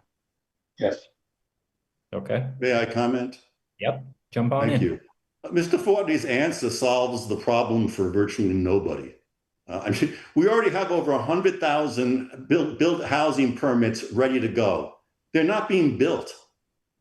Labor costs are high, materials costs are high, mortgages are high. And even if he could get some more affordable housing for the number of people who want to buy new houses, how does that help people who are already in houses and need more money, people who are renting? My tax cut will help anybody who pays the Arizona income tax. His answer to affordability helps nobody except a tiny number of people. So I would ask Mr. Fortney, how are you going to help the majority of people be more affordable and not just this tiny housing segment? I think we also need to, address the gasoline issue that's gone up, that's skyrocketed since this war started. And famously, Senator Kavanaugh said, well, they're not that high. They're high, but they're not through the roof. Um, Same prices a few years ago, or when they were getting up to that high in the Biden administration, it was all President Biden's fault. And it was doing such a devastating effect on Arizona families. But now it's okay. So there's things that we should be doing to help people out, and we shouldn't be supporting those. Do you support the Republican proposal to cap food tax from municipalities? That'll put money into people's pockets. Do you support that? Don't answer that because we're going to get to it. Okay. Space for that one. Ooh, suspense. I love it. Thank you. Keeping this moving. I think I know the answer though, so. I want to ask a question that came in from Melinda. And essentially this is Arizona's looking at a pretty bleak fiscal picture. We've got rising costs, a lot of federal money drying up, and it is incredibly hard to raise taxes in this state thanks to this 2/3 supermajority requirement at the legislature. So question is, money has to come from somewhere or something has to go. So please name a specific thing you would cut or a specific tax that you would be willing to increase in order to keep our state budget balanced. And John, I think I started with you last time. So Jeff, why don't you kick this one off for us? Specific cut or specific new tax or increased tax? I think rolling back a lot of those ESAs would definitely help that. So a lot of the money that's going there should go to some of these other places. We have hungry families in Arizona and there's something like, I believe, 200,000 children that were kicked off the SNAP benefits, and we're making more and more red tape for them to get their due food and get their families to get by. But this money just keeps going and going out, going to the ESA program. So I would definitely, if we rein that back, then our general fund is able to increase and we could actually pay for some of these other things. Okay. Cutting ESAs. John, what do you want to cut? I can't imagine there's a tax you want to raise. No, there is no tax that I will raise. I'm cutting taxes because I want to put money back in people's pockets. There is a misnomer that the state is in economic stress. We had almost $500 million surplus, new revenue, and we expect to have even more of that next year. I mean, food prices are high and some rents and buildings, but that's being caused by many external forces. But the state is doing really well because we have deregulated business. We have low taxes. We recently cut some business taxes, and businesses are flocking here. They're fleeing Democrat states like California and New York and New Jersey and Connecticut, and they are coming here and they're building and they're paying taxes and they're hiring people. They're getting good jobs. They're paying income taxes. So the state does not have an economic crisis. So we can cut taxes. Yet we're still not funding our public schools appropriately. That's an interesting thing to me. So I think maybe we should start to do that so we can get up from the bottom of the barrel and get up somewhere near the median. Wouldn't that be great if we could actually fully and sustainably fund our schools with this wonderful surplus that we're having here? And those tax cuts, maybe those really wealthy folks are really enjoying those, but I haven't seen much. I'm just a special education teacher. I haven't seen that much coming back to me on these tax cuts.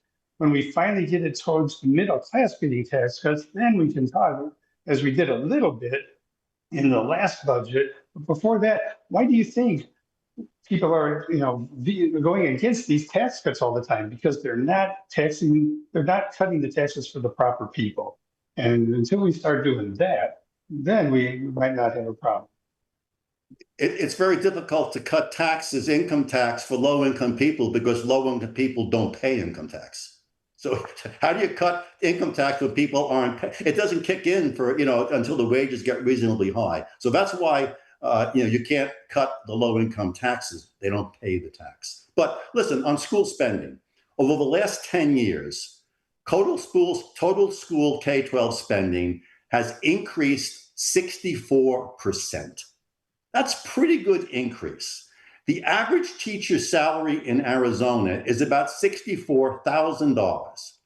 The average other employee salary in Arizona is $54,000.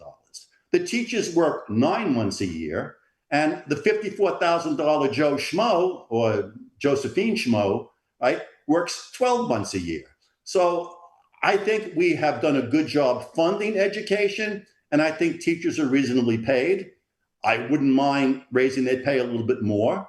And quite frankly, if you're going to be supporting the proposition that puts 60% in the classroom, we'll have more money for teachers' pay. And I hope you'll join me supporting that proposition. But I'm not sure you will. Maybe Hank can ask us that later on too.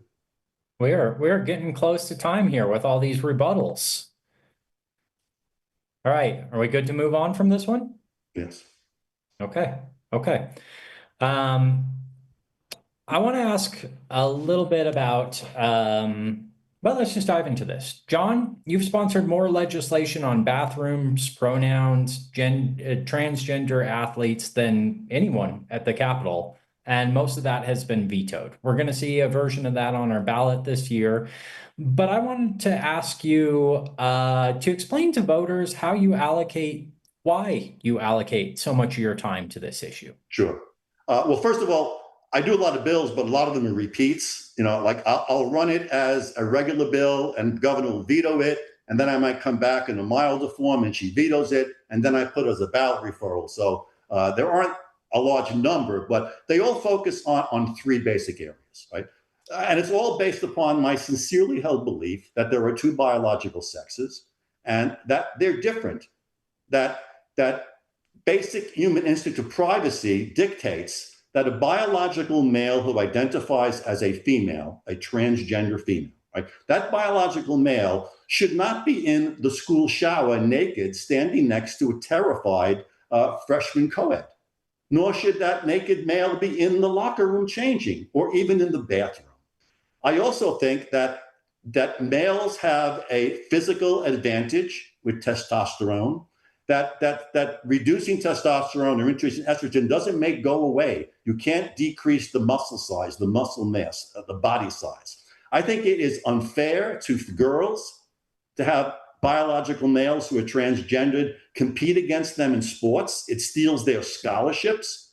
It steals admissions to college. It steals trophies.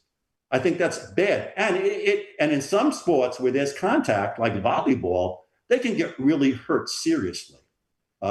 Also, with respect to pronouns, I don't object to a school personnel calling a student by a pronoun not aligned with their biological sex, so long as the parent approves. But some of these left-wing teachers, they want to call students by different pronouns without the parents knowing it. That can be, not only does that disrespect the parents and parental rights, but supposing that child is under treatment for gender dysphoria, a psychological treatment marked with depression and possible suicide, and the medical personnel said, do not entertain a different pronoun, it's dangerous. Well, these school people would do it and harm the child. So that's where I stand on those issues. And you know what? Based on the polling, I got about 80% of the population standing with me. Okay. Jeff, I want to ask you slightly differently. What do you think about John's focus on this issue? And do you personally believe that there should be any limits on who competes in girls' sports? I'll tell you, this has been, yes, he's really done this a lot. And quite frankly, I think it's a little weird. And I think that John and the other senators and legislators should really stop worrying about kids' genitals. This is one of those distraction issues. And I'm really not interested in getting to something that does 1% of the population. I'm really interested in serving all the kids And especially like the 64% of kids that need a little bit more help reading. I want to help them. This thing, putting that up every single year, it's just to get people upset. That's the boogeyman.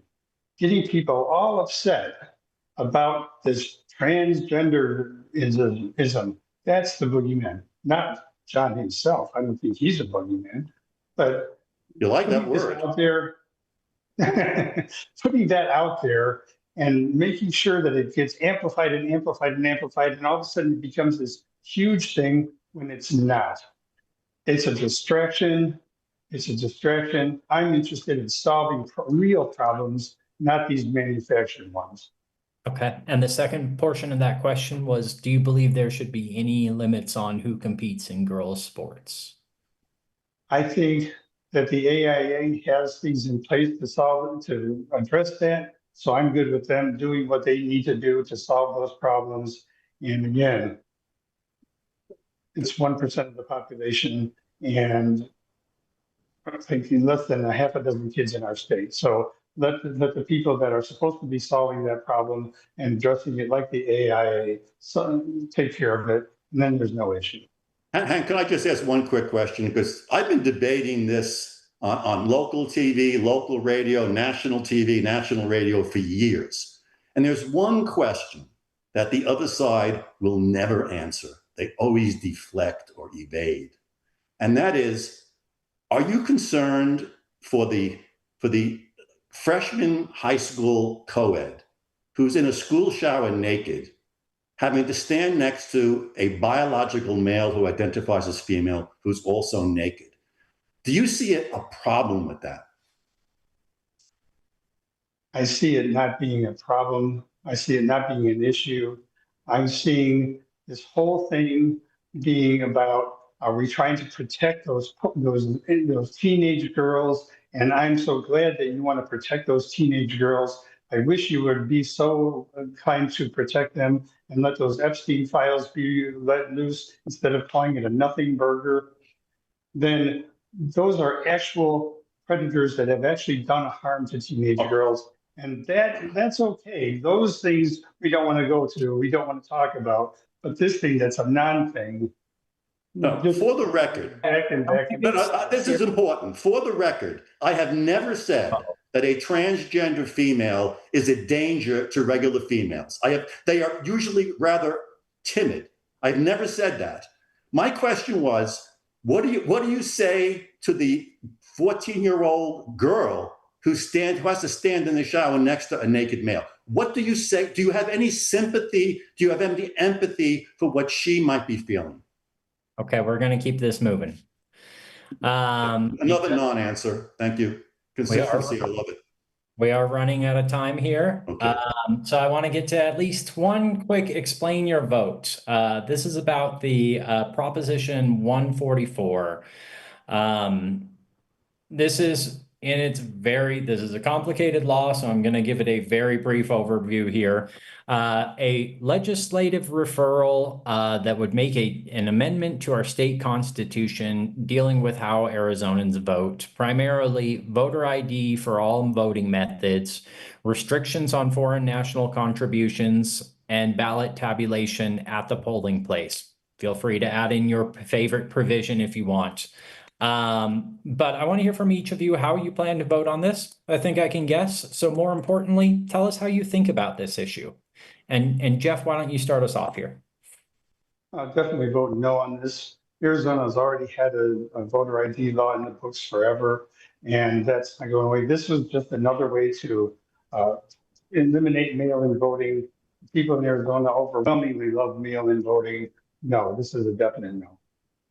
Okay, John, you voted for this at the legislature. I assume you're voting for it on the ballot. Make your case. I will. First of all, I have no problem enshrining in the Constitution the voter ID. And I have no problem because, and also the foreign contributions, all of this stuff, because, Arizona is something of a swing state. And it's entirely possible that down the road, we could have a Democrat governor, a Democrat House, and a Democrat Senate. And if that occurred, these valuable protections for ID, right, at the polls and no foreign contribution, all of them could disappear with 16 votes in the Senate, 31 in the House, and one governor's signature. So I don't have a problem with putting in the Constitution, because then it has to go to the voters to make the decision. I put faith in the voters to decide whether they want these rules, and I put faith in the voters to have them be the ones that remove it. You got to have faith in the voters. And just the voters overwhelmingly want mail-in voting, so we should definitely not do anything that restricts it. Sorry. No, that's okay. John, would you do anything to restrict mail-in voting? Would you vote to outlaw or to severely curtail Arizona's mail-in voting system? Absolutely not. I mail and vote. My family mails and vote. Most of my constituents mail and vote. When I go to door, I usually give first priority to high turnout voters who are almost all, sadly, over 65 years old. They love mail-in voting. I think it's great as long as we have the proper checks to prevent fraud. And we've had some good checks. Gentry Reeder's bill, which said if you don't vote for 2 years in any of the 4 major elections, primary and general, then we send you a postcard saying, are you still alive? And if you don't come back and we have your phone number, we call you, are you still alive? And then and only then do we take your name off the early ballot list. You're still registered to vote, but we don't mail a ballot to an address where there probably is nobody there. Because you know what? Somebody might steal it. And if they have access to what the person's signature is, they can fraudulently vote and we wouldn't know about it. Jeff, you're laughing. Tell us about your I've heard that one before. I imagine the amount of times that the ballot goes out to some place that there is nobody there and somebody else gets that ballot and just somehow they actually have the signature and then they do this fraud thing. I mean, it's so ludicrous, but he just keeps repeating that one. So it's not ludicrous because the person might have been a child who left and moved somewhere and the parents are still there and his documents with signatures are all over the place. But even if he weren't, I can get a copy of your signature today by going to the recorder's office and looking at documents that you filed possibly related to your house. Nobody's signature is sacred. And by the way, why would you want to mail ballots and waste money when the people aren't there? I mean, if they don't vote for 4 elections in 2 years, they don't answer a postcard. Don't you think they moved? Because you know what? When people move, they never think to call the recorder and cancel the registration. When I moved from back east here, I didn't call the recorder and say, I'm gone, take my name. People don't do that. You have to cull dead wood from the voter rolls to keep them healthy, just like a forest. Yeah. I let Illinois know when I moved, so I guess I was just a little more responsive. Okay, we're going to move on to closing statements. Thank you, gentlemen, so much for being here tonight. And please take this last minute and a half or so to make your final case to voters. And Jeff, why don't you kick us off here?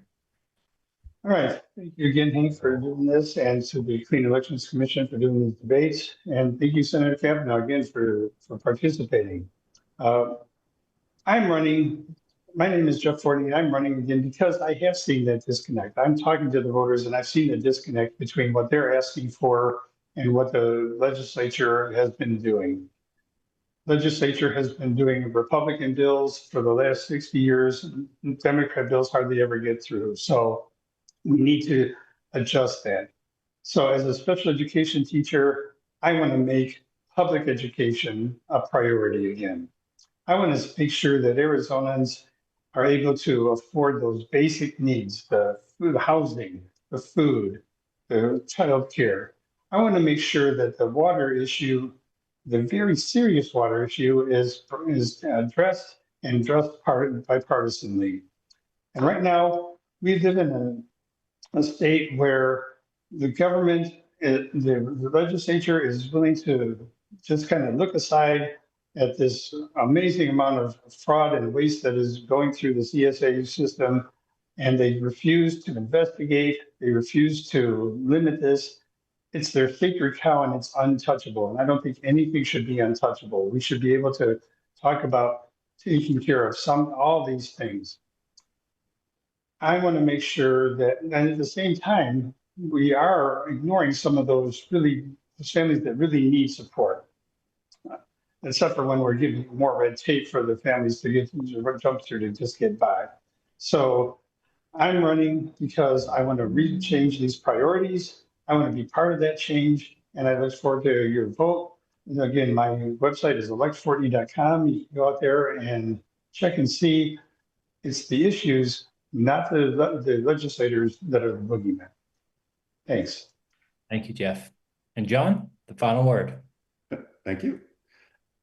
As we close tonight, I ask voters to compare our records, experience, priorities, and plans for Arizona. I have served 19 years in the legislature. I've also served on 2 town councils, spent 20 years in law enforcement, and taught criminal justice at the college level. Vanderbilt University, again, named me the most effective lawmaker in the Senate last year. My opponent's elected experience is 1 school board, and I respect that. But there is a clear difference in our experience and their ability to get results. There is also a clear difference in how we would use your money. My opponent proposes major new spending on education, healthcare, childcare, social services, without explaining how he would pay for it. He'll probably pay for it with massive tax increases. I have a proven record of lowering taxes. And as I said, I hope to eliminate Arizona's individual income tax because affordability starts with letting people keep more of what they earn. My opponent also said my legislation affecting transgender students motivated him to run. Again, I believe biological males should not compete on girls' teams or use girls' locker rooms, bathrooms, or school showers. That is fairness, safety, and privacy. My opponent doesn't see that as a problem. Shame on him. I ask for your vote for experienced, effective leadership and a safer, stronger, more affordable Arizona. Okay. Well, that concludes tonight's Arizona Citizens Clean Elections debate for Legislative District 3. Thank you to you both and all of our candidates who made the time tonight, and to the voters who turned in to inform themselves ahead of the November 3rd election. For official voter information, please visit azcleanelections.gov and have a great night. Thank you.